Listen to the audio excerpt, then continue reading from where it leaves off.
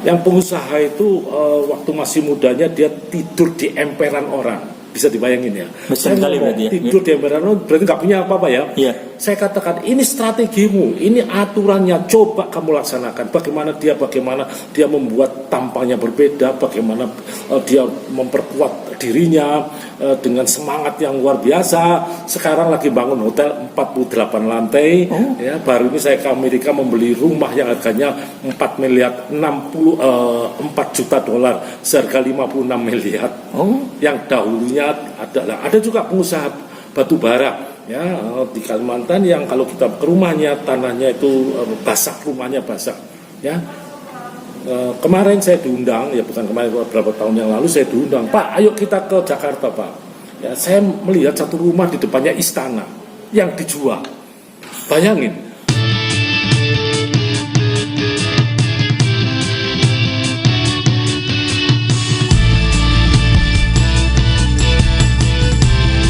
Feng Shui apa sebetulnya itu Pak? Bisa dijelaskan barangkali Pak?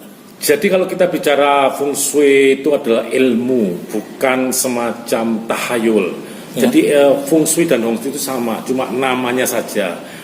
Artinya adalah Feng itu air dan angin. Jadi air dan angin. Jadi kalau kita hidup di dalam lingkungan air dan angin bisa kita kendalikan, itu akan menjadi baik. Begitu juga untuk lingkungan rumah. Jadi rumah itu sangat mempengaruhi. Misalnya saja lingkungan yang sempit tetapi tempatnya, kemudian tempat tidurnya, tempat anak-anak itu baik, itu akan memberikan rasa nyaman. Kalau kita punya tempat bagus, kita akan menjadi harmonis, kita akan menjadi bahagia. Nah, kalau kita bahagia, kita punya pikiran menjadi positif, kerja juga positif. Tapi kalau masuk rumah sudah kita lihat berantakan, semuanya nggak bagus, rasanya nggak nyaman, marah-marah sama orang tua, mungkin yang atau anak-anak, hati nggak tenang, jadi sakit, ya, sakit pikiran. Kalau pikiran sudah kalut, duitnya juga nggak akan datang, rezekinya. Itu sebenarnya Feng Shui. Ya. Jadi Feng Shui itu intinya semacam penataan lingkungan gitu ada. Betul Pak, penataan lingkungan. Jadi harus seimbang.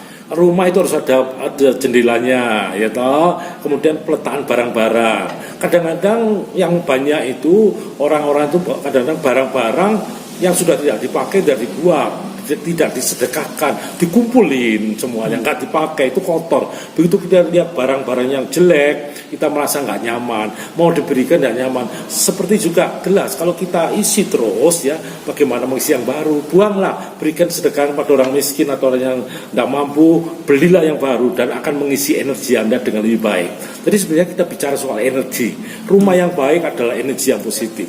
Rumah yang tidak bagus, lingkungan tidak bagus membuat masalah untuk Anda sekarang dan di kemudian hari.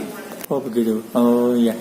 Tapi Pak, bisa diceritakan seringkali ada masalah-masalah terkait dengan ekonomi misalnya ya. Setelah ada perbaikan dari Feng Shui kemudian meningkat bagus ekonominya ya. Gitu. Bisa diceritakan Pak? Kita sudah sejak tahun 98 ya, sudah 21 tahun, sudah ribuan. Saya juga sampai ke Amerika, sampai di Indonesia, banyak orang-orang. Saya tidak bisa, ahli Feng Shui tidak bisa membuat kita jadi sukses. Anda jadi sukses, tidak bisa membuat Anda menjadi kaya. Yang bisa merubah adalah Anda sendiri. Cuma kita bisa memberikan ini loh, perubahan yang apa yang harus diambil, strategi apa yang diambil, baik itu di bidang ekonomi maupun di dalam hubungan keluarga, suami istri. Ya, kalau suami istri bagus, tidak terjadi pertempuran, damai, sejahtera, anak-anak juga bagus seperti itu. Tapi kalau kita bicara itu ada masalah gejolak, itu membuat masalah ekonomi juga bergejolak. Oleh karena itu saya, penataan lingkungan, penataan rumah, penataan meja kerja, meja belajar, tempat tidur, itu membuat kita sehat. Yang penting sehat. Kalau sudah sehat, pasti bahagia. Kalau sudah bahagia, pikiran terang, ekonomi datang. Pasti. Pak Redi, pernah nggak Pak ada pengusaha yang konsultasi yang semula usahanya kurang bagus, kemudian dengan nasihatnya sesuai dengan Feng Shui dan akhirnya meningkat bagus? Bisa diceritakan Pak? Baik, terima kasih. Sebenarnya banyak ya, bukan di Malang saja, banyak orang-orang pemerintah yang mengatur. Ini contoh pertama. Pemerintah itu mengatur anak buahnya nggak cocok, meja kerjanya nggak cocok karena berubah. Saya hari Minggu saya datang ke tempat kerjanya, saya rubah bagaimana dia duduknya menghadap anak buah supaya anak buah Yang semula anak buahnya bilang iya Pak, tapi nggak dilaksanakan. Dalam waktu 2 minggu dia bilang iya dan dikerjakan. Sampai orang pemerintah itu ya yang berhubungan dengan hukum, dia menjadi bingung. Kok bisa Pak? Saya juga nggak tahu, ini ilmu. Terus ada yang kedua, yang pengusaha itu waktu masih mudanya dia tidur di emperan orang. Bisa dibayangin ya. Besar sekali berarti ya. Tidur di emperan orang berarti nggak punya apa-apa ya. Iya. Saya katakan ini strategimu, ini aturannya, coba kamu laksanakan. Bagaimana dia membuat tampangnya berbeda, bagaimana dia memperkuat dirinya dengan semangat yang luar biasa. Sekarang lagi bangun hotel 48 lantai. Ya, baru ini saya ke Amerika membeli rumah yang harganya 4 miliar 4 juta dolar, seharga 56 miliar. Yang dahulunya ada juga pengusaha batu bara. Ya, di Kalimantan yang kalau kita ke rumahnya, tanahnya itu basah, rumahnya basah. Ya, kemarin saya diundang, ya bukan kemarin, beberapa tahun yang lalu saya diundang, Pak, ayo kita ke Jakarta Pak. Ya, saya melihat satu rumah di depannya istana yang dijual. Bayangin, saya diminta bagus Pak, bagus sekali. Ya, karena dilihat kalau itu ada lapangan Monas, kelihatan Monas. Ya, dengan harga rumahnya kecil 100 meter.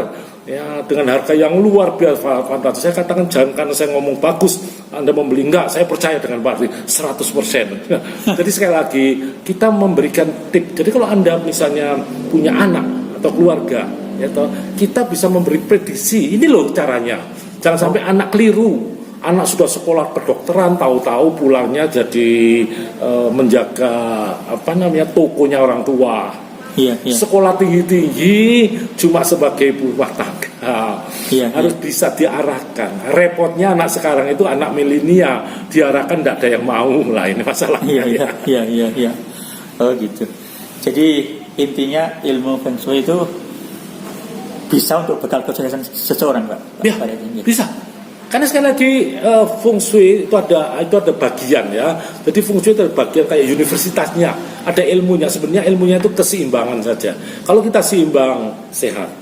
Dunia seimbang, sehat. Kalau dunia terlalu kering, tanaman mati. Terlalu basah, tanaman hancur. Ya, banyak banjir. Jadi keseimbangan di dunia itu harus selalu seimbang. Begitu ada masalah, sama seperti juga hidup Anda.